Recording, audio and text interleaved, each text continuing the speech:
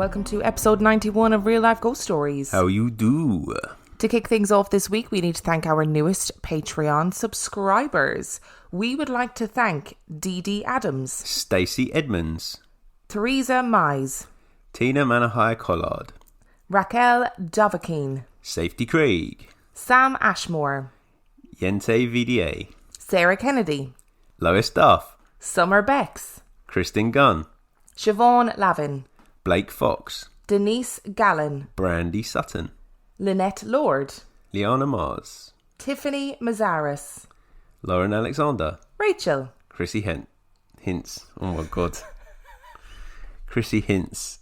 Thank you so much for being our Patreon subscribers. We appreciate it so damn much. Yes, we do. Yes. We would like to wish a massive happy 12th birthday to Natalie from her mum Laura. But more importantly, Happy birthday. from me and Dan and Tiny Beams. Yeah, happy Happy birthday. birthday. I find it really mad that 12-year-olds listen to us and enjoy it. Yeah, it's good. So cool. And we also have a promo this week. Now, you know I love a good promo. And our promo this week is for Hardly Paranormal. Two skeptical dorks, again, their description, not mine. Two skeptical dorks examine cases of the strange and unusual and try to find out what's really going on. Lacey and Jerry are gorgeous.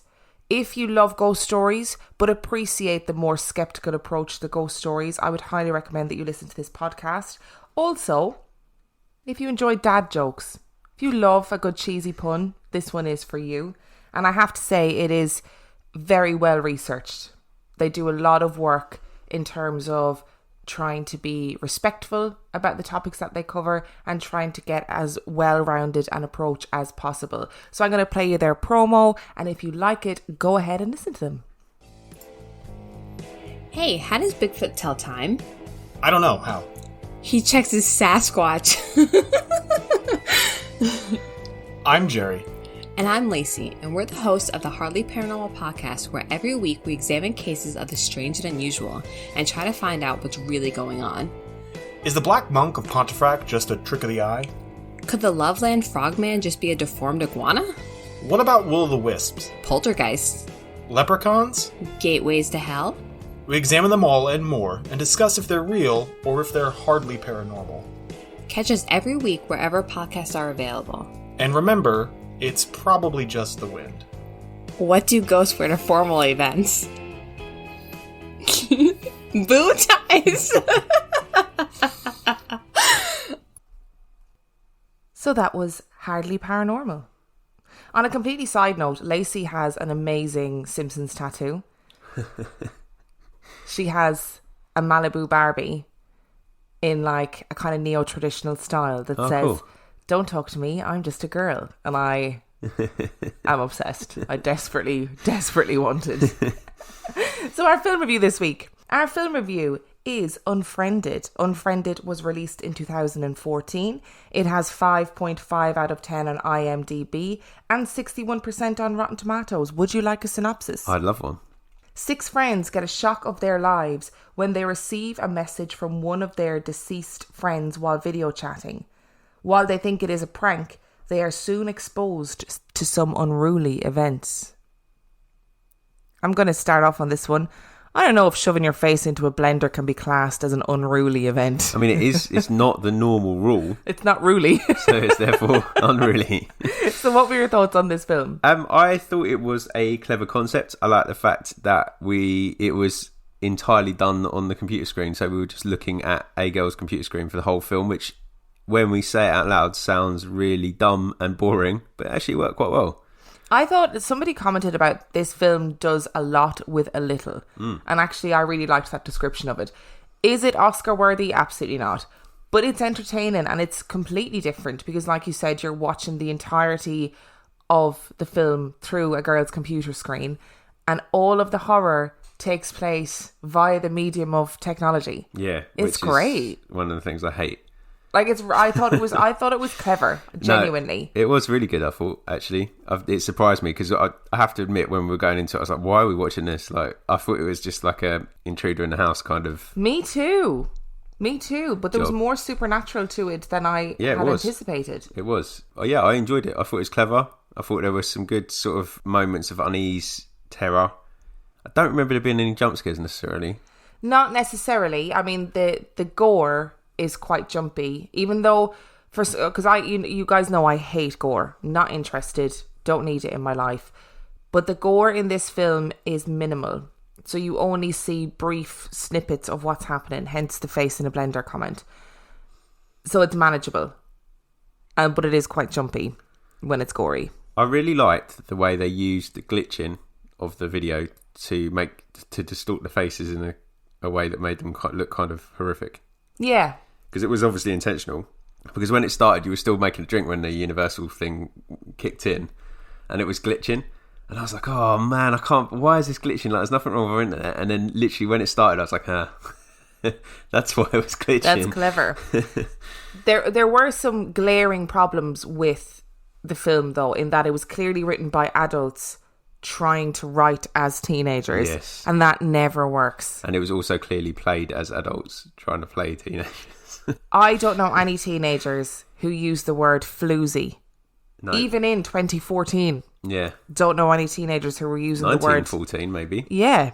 If you're gonna bully somebody for having sex with loads of people, floozy is not the word I would imagine that today's teenagers would use. No, and they had the rating as well to use the stronger language. It was like they were doing it for it was like a Disney horror. It clearly wasn't a Disney horror. Very strangely written, and there was a lot of behaviour that is stereotypical teenage behaviour, but actually probably wouldn't play out that way in real life. No, yeah. But the thing that I enjoyed about it is that actually the premise of it, the online bullying and how detrimental that can be, that is real life. That is what the world that teenagers live in, unfortunately. And it reminded me of, there was a film that came out in 2015 called Cyberbully.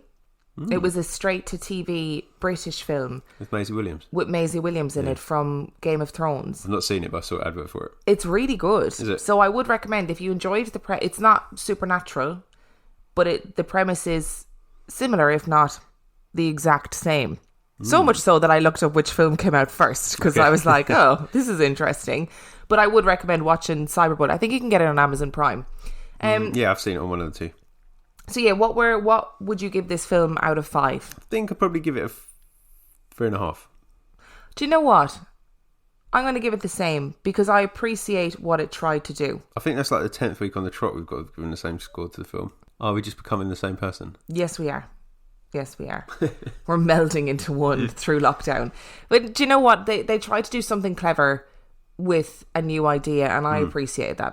And I think it's worth stating that when you describe it as all done through the point of view of a laptop screen, you're like, that sounds really dumb. How are they going to do that? But actually, it was quite engaging.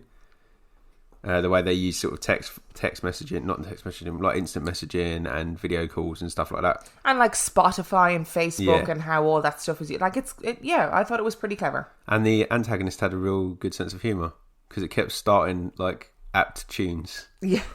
Moments of horror and despair. Which I appreciated.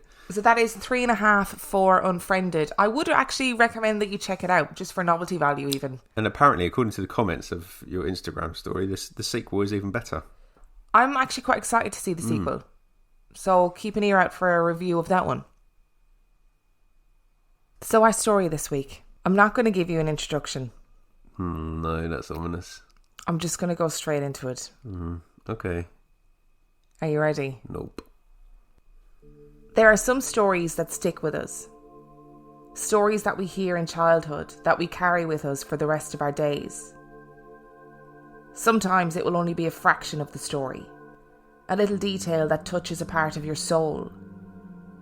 Or sometimes you remember a story because of events in your own life that it happens to correspond with. This story has stuck with me from childhood because of small, bizarre details that my little brain couldn't understand. I've spent years trying to find this story, and serendipitously, I found it. After a random conversation with a family member, I realised that I was not the only one who had been deeply impacted by this story as a child. And I also found out that I'd been looking in the wrong place. Through my research, I discovered that the family involved in this haunting had written a book that was only published locally in their small area of Ireland. But somehow I found a copy of the book being sold by an obscure bookseller on eBay. This is the story of the Reawakening. Jackie and Esther Fahey had a son and a daughter, Michael and Martha. They lived in a housing estate in Corrib in County Galway, Ireland. Michael was engaged to be married to a girl called Mary, and they were living in their parents' home while they saved for their wedding. It started with a smell in the house. The family were plagued by the stench of rotting flesh and urine, and they searched the house from top to bottom looking for a source, but to no avail. They eventually concluded that the smell must be gas or a chemical leak, so they contacted the local authority and had the house inspected. There was no discernible source for the smell, and the family and the professionals were baffled. At the time, they did not suspect anything supernatural, but looking back, it is now clear that this was where their trouble started. After about a month, the stench disappeared, and the family forgot all about it. Michael and Mary were due to go on a weekend away, and had been busy painting their bedroom before they left. The night before, they were awoken by a light that shone through the blinds on their window and illuminated the entire room. They were confused and couldn't understand where the light had come from. They found no source, and it was too bright to be car headlights. In the end, finding no obvious answer, they just retired to bed and headed off on their journey the next morning. While her son was away, Esther decided that it was the perfect time to give his room a deep clean. You know, a proper mother's clean.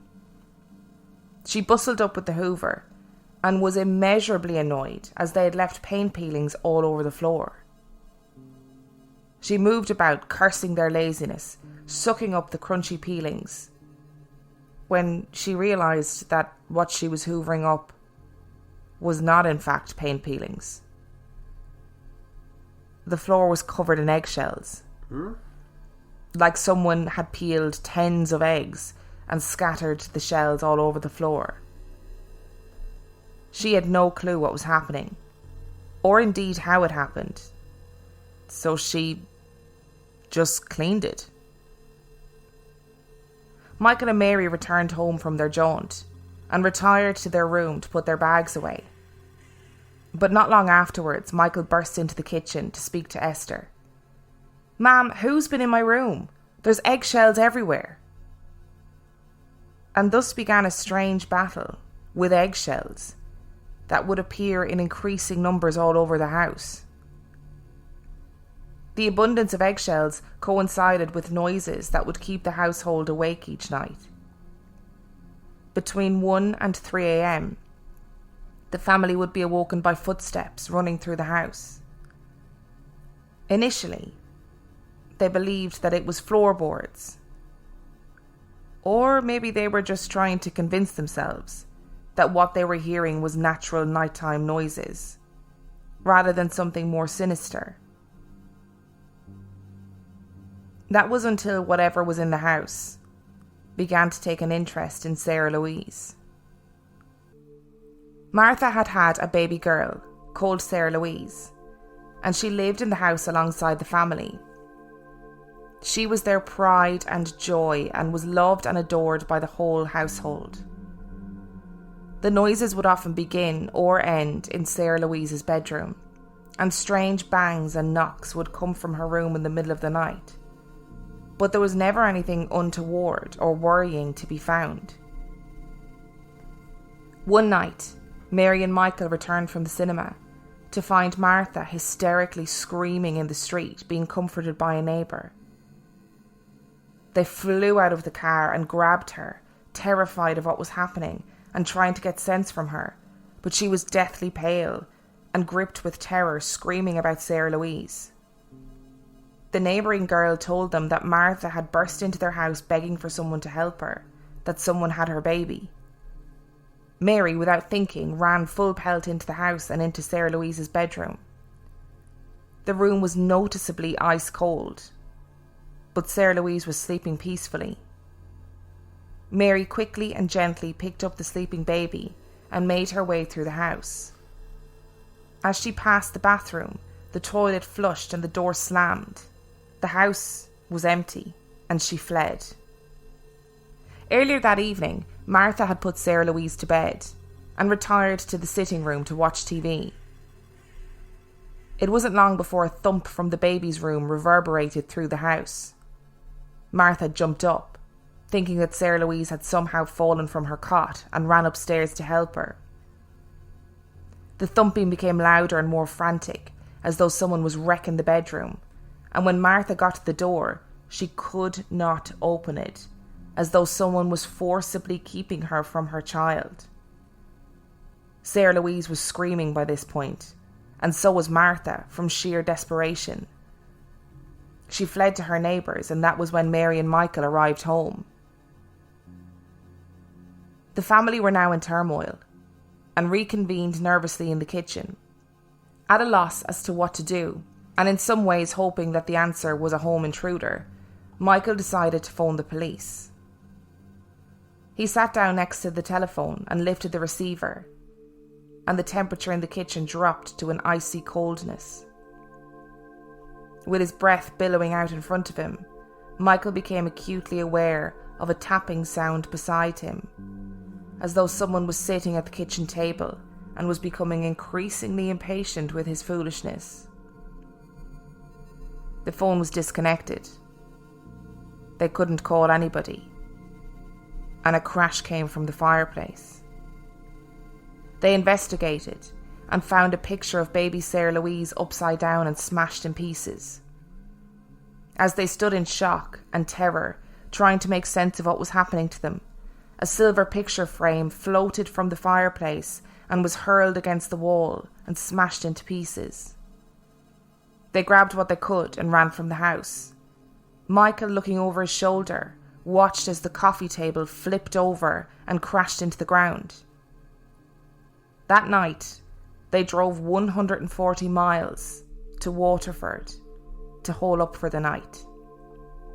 The next morning, Jackie rang his neighbour to see if things had calmed down in the night. They hadn't. In fact, what had happened in the hours after the family left had caused such a stir in the street that people came out of their houses to watch the strange events unfold. Their night had been disrupted by lights flashing on and off, furniture audibly crashing around the house, and most disturbingly, the piercing, shrieking cry of a baby. Except the house was completely empty.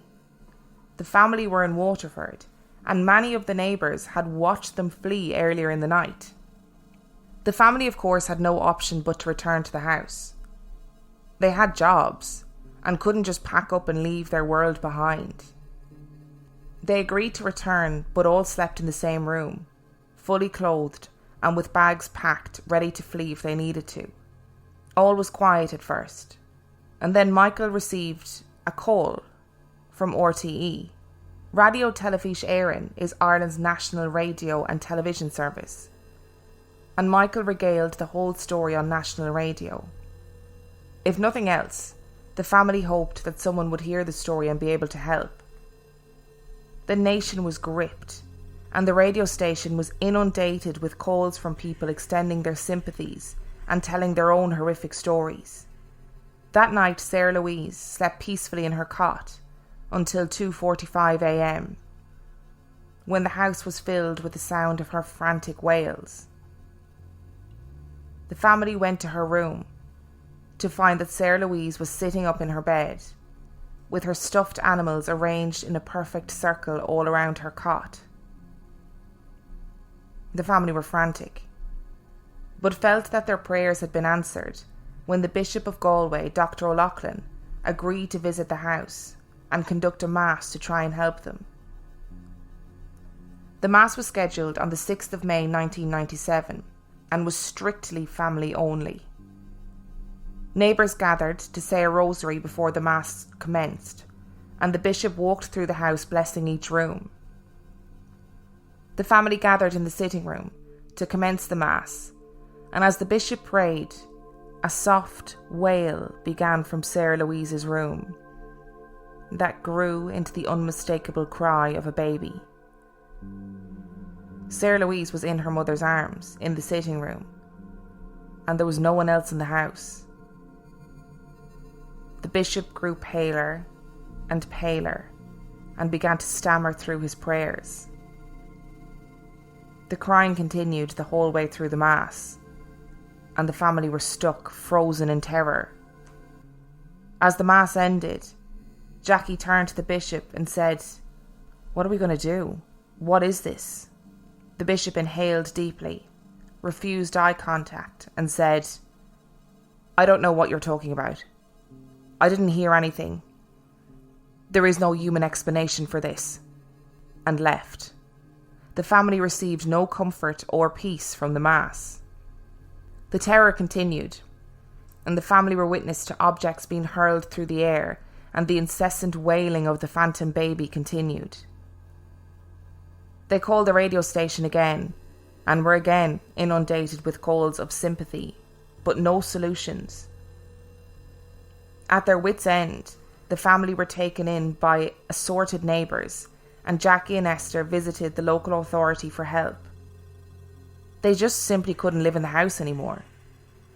The local authority refused to help, and a Mass from the bishop had had no effect. One afternoon, a journalist from the Evening Herald called and requested to stay overnight in the house. The family obliged. Aideen Sheehan was a sceptic and was sure to let the family know that she didn't really believe that there was anything in their house. Again, for the family, it was a way for them to try and get their story out there and maybe find someone that was able to help them. Aideen arrived with her photographer and was somewhat bemused by the family's practice of all sleeping in the same room, but agreed to participate for the purpose of authenticity.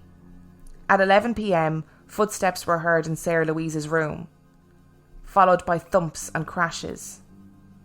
The family and reporters entered to the familiar sight of a room ransacked. Later in the night, the family had moved to the kitchen so that the reporter could write her notes. A crash came from the sitting room, and the reporter was the first to enter and visibly recoiled in shock as she looked around at the room completely destroyed. A large porcelain dog had been smashed to pieces. The TV was moved to the other side of the room, and in the middle of the floor was a smashed picture of Jesus and the Virgin Mary. Aideen Sheehan went on to write an article about her night of terror in Ireland's most haunted house, but Sarah Louise's toys would continue to be stacked and moved in odd and deliberate ways. In one instance, Michael awoke in the morning to use the toilet and found all of Sarah Louise's bottles stacked on top of one another in the bath. They recognised that Sarah Louise was the centre of all the problems, and they pinned a holy medal to her chest on the inside of her jumper, but later noticed a perfect burn mark in the shape of the medal and knew that they would have to leave the house for good, for her safety. But someone was watching this story unfold, and it was someone unexpected. And that someone would go on to be the only person who was able to help this family. They were returning home after yet another fruitless trip to see another holy person who again claimed to be able to help. They were exhausted and pulled into their drive to see a woman waiting for them. Sandra Ramdani introduced herself as a psychic medium and said that she could and would help the family if they would let her. They readily agreed, because at this stage, they would have taken the help of anyone. She wasn't what the family had imagined a psychic medium to look like. She was stylish, with short bleach blonde hair and leather trousers. She filled the house with warmth and confidence and assured them that baby Sarah Louise was in no danger. She conducted a ceremony with them, after which the family reported that the atmosphere and temperature in the house literally became warmer, and they felt the presence disappear. They were elated. Sandra then sat them down and told them a story. Many years before the building of the house, a farmhouse had stood on that spot. Sandra had had a vision of a woman of the cloth, a nun, becoming pregnant, and the father of the baby was a bishop. The baby had been murdered and buried beneath the floorboards of the house by the bishop and the girl's father to avoid a scandal. Sandra asked whether there had been any renovations in the house. There hadn't, but the house next door had had large-scale renovation work around the time that Sarah Louise was born.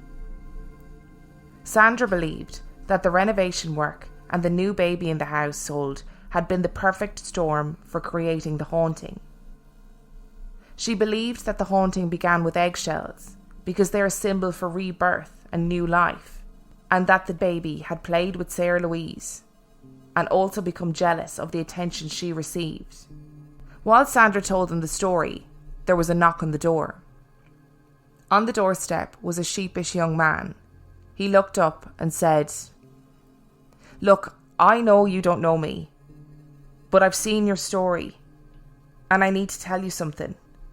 I need to tell you that my family owned this land before your house was built.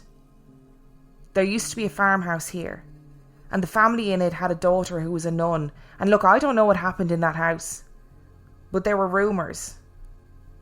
And I do know that it was haunted, and weird stuff happened all the time. I suppose we thought when the house was knocked down it would all stop, but it didn't. I'm sorry, I should have come to see you sooner." Okay, so this is a ghost baby A ghost baby.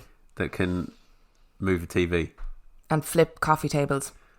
A ghost Hulk baby. A really strong ghost baby. See, I thought they were going to go down the line that it was haunted by the nun. Like, that would make more sense to me. Or like something really demonic. Something really evil. But apparently when this Sandra woman arrived, she was like, it's not evil. No. It's just a baby. Yeah. We just need to help it pass over. That's what they did. It's just a Hulk baby. It's just a really strong baby. Freakishly strong, some might say. Okay. I mean, it wasn't where I thought you were going to go. I thought you were going to do what you normally do and go, yes, but actually it was Martha. So all of this stuff happened when Martha was in the room. It was all Martha. It's always the girl. Always. So I can remember this story from when I was a kid, and I don't know where I read it. I must have heard it on the radio or like seen it in a newspaper. And the thing I remember most about it is the eggshells. That's strange. Blew my mind when I was a kid. I was like, but where did they come from? Why does the ghost love eggs? Who fucking knows? And it stuck with me for ages. Yeah. And my sister-in-law messaged me a couple of weeks ago because she was going through some archives of our local area, and she had found this project that all these kids had done about like local hauntings. Really cute. From decades ago. And then she said, do you remember that story about that family in Galway? And I was like, fuck, it's not just me. Because I just couldn't find any evidence of it. Because I was putting in the wrong county. In my head, the family were from a county called Kerry. So I was typing in haunted house Kerry, haunted family Kerry. And I couldn't find anything. But they were actually from Galway. And the minute I typed it in, I found it straight away. And there was loads of like RTE archived material about it. And then I realised, they've written a book. There's no fucking way I'm going to find this book. No way. It was published in their local area in Galway. Definitely not going to find it. Found it on my first go on eBay. Ordered it. It arrived. I mean, the book is chaotic, I'm not going to lie. There was a lot of stuff I had to filter out, I have to say. But it just felt very serendipitous. I was like, oh wow, this story is real. You have to do an episode on that, don't you, if it works out like that, I think. It's a good story, actually, because it's really quite creepy. I mean, the psychic's wrong, because the haunting didn't start with the eggshells, it started with the smelly smell. She said, I actually potentially got that wrong, because she did say that, she said the smell was reminiscent of the decomposition of the body. Yeah, that's what I'm thinking. Like, do you reckon like every generation after that baby was killed, the body just re-emitted some smells in the hope that they would find it? And then or in the hope that somebody would recognise what was happening. And then because they didn't... I think I think there's more chance someone will go, that smells like rotten flesh, let's see if we can find a body, than there is someone going, rotten flesh must be a baby ghost that's freakishly strong. Must have been. What's that smell? It's a nun baby. Its mother was a nun and a bishop. No, probably. I see your point. I take your point. I take it on board. I accept it. And then the haunting happens when they don't catch the drift of the rotten smoked flesh, and so the baby gets up to doing some mischief, doing some tricks. I'm still not entirely convinced it was just the baby. The family believed that the little one, Sarah Louise, played with the baby from the time that she was born. How weird is that? I mean, that's weird. But we've got loads of examples of kids seeing ghosts, haven't we? Yeah, kids are freaky. I just don't understand how the baby would be trashing places, and like, how would the baby know to tap on the table impatiently? How would the baby be able to disconnect the phone? This is a baby that potentially saw potentially saw a couple days worth of life. If that. Okay, so a really freakishly strong, freakishly intelligent baby? Yeah, that's like 2 days old. Yeah, that's what we're going for. Okay. I mean, we don't understand how the afterlife works, do we? I'm pretty sure your niece is capable of disconnecting phones and stuff like that. Yeah, probably. Definitely. I mean, there was a lot of, not controversy, that's not the right word, but a lot of people dismissed the story, similar to the Rochdale poltergeist and similar to the Enfield haunting. They dismissed the story as the family trying to kind of wrangle a new house out of the council. Now, I have to say, that sounds like classist nonsense to me. Yeah. Because... Is the council house and system similar to what it is over here? Yeah. Okay. Yeah, it would be. And I just feel like there's easier ways to scam the council, first of all. And second of all, like, rich people in big old manor houses have ghosts too. Yeah. Okay? It's not exclusive to people who are maybe working class and living in a council house. Okay? There is one thing I'm sceptical about. Yeah, go for it. And it doesn't take any shine off the story, and it doesn't disprove the story. But I think any journalist that's half decent at their job and understands how journalism works is going to go into a haunted house as a skeptic and then be convinced. Because if they write a story where they go and they sit in a house for all night and nothing happens, that story's not going anywhere near the front page. It's going to be about 200 words. And especially when at the time this story was all over the radio, all over the news. Like, it was on the news. It was on the news. A haunted house story on the news. That's maybe that gives mad. it a bit more weight then. Maybe she's going in like, well, I'm just going to disprove it, and then my story will be on the front cover when I prove that actually they've got a tape recorder set up with a baby crying in the bedroom or something like that. Do you know what I mean? I think it's more likely that she was riding the wave that story was generating at the time. Yeah. The Bishop character intrigues me. When he's just like, right, like he's bold enough to go, right, okay, this clearly needs some kind of mass going on. There's some kind of haunting. And then he does the mass, and then he's like, he nopes out of it. He's like, yeah, this is a little bit too much for me. I'm just going to leave you to it. Hey, this is freaky. I'm out. Sorry. I tried. You're on your own. Maybe he just does maybe he does loads of masses in people's houses when they think they've been haunted just to calm them down. And then when he actually gets to one that's actually haunted, he's like, yeah. Oh, fuck this shit. I'm out. You later. And the thing is about this family is that there is a very clear, hatred is a strong word, but dislike of the Catholic Church. And they seem to feel very hard done by the Catholic Church in terms of them not helping them. And this story was obviously wrote after the fact. So it might be... So you think there's some shade being thrown on the bish? It might be that there is some shade on the bish, yeah. Yeah, okay, fair enough. Shade on the bish. Shade on the bish. It sounds like a good merch line. But if that did happen the way they said it happened, where the bish was there and he went paler and paler and was like, what baby crying? I would drop kick him out of the house. I'd be like, listen here, kiddo. I'd grab him by the cassock and haul him upstairs and shove his head in the room and be like, that baby crying. And then drop kick him down the stairs. I think cassock is the right word, by the way. I think it is. I can't remember. I knew you said grab him by the Cossacks, but it's not quite the right Definitely thing. not the same thing. Yeah, no, it's creepy though. Like, if this stuff was, it's just, the eggshells is so weird as well, isn't it? Because they're obviously materialising from somewhere. Like, if we were haunted by eggshells, I'd be like, is Emma slipping into delirium? Because we do eat a lot of eggs. Yeah, I love eggs. So there would be lots of eggshells available. And there would be, like, a reasonable explanation. Yeah. I mean, I currently have a packet of 15 eggs. Yeah. If I cooked all those eggs, that would be a lot of eggshells. Yeah, exactly. You know? So it would be reasonable. Yeah. But they're clearly just materialising out of nowhere. And the fact that mum went into the room and was just like, oh, they've been peeling the paint again. Why don't we pick it up? And then they're like, oh, it's eggshells. And then cleaned it up anyway. Yeah. And then he comes back from his holiday and he's like, why are there eggshells on my room? Like, that's quite a quick turnaround for eggshells. Unless like the mum and dad are like feasting on eggs in like 4 hours. And it's just, I think if you're gonna fake a haunting, like say if you're gonna go down the road of like Enfield Poltergeist, like it's banging and knocks and breaking things. I don't know where you'd get eggshells from. Do you know what I mean? Yeah, and that wouldn't be my first... Well, it might be now, because you've told me about it, but that wouldn't be my first point in a call. Unless I'd shut myself in the room, and like I was sitting on the bed reading, and I walked in one way, and there was definitely no eggshells, shut the door, reading, got up, thousands of eggshells, then I'd be like, okay, that's a bit creepy. But if I wasn't in the room, I'd just presume you were like trying to play a trick on me, or like Bims had carried it upstairs. Just eating loads of eggs in bed. Like, it wouldn't be my first point of call for a haunting. I mean, it is going to be now, so every time I see even a little bit of an eggshell on the floor, I'm going to be freaking out. It's just it's a cool little story, isn't it? It is very cool. It is very cool. And I'm so happy I found it.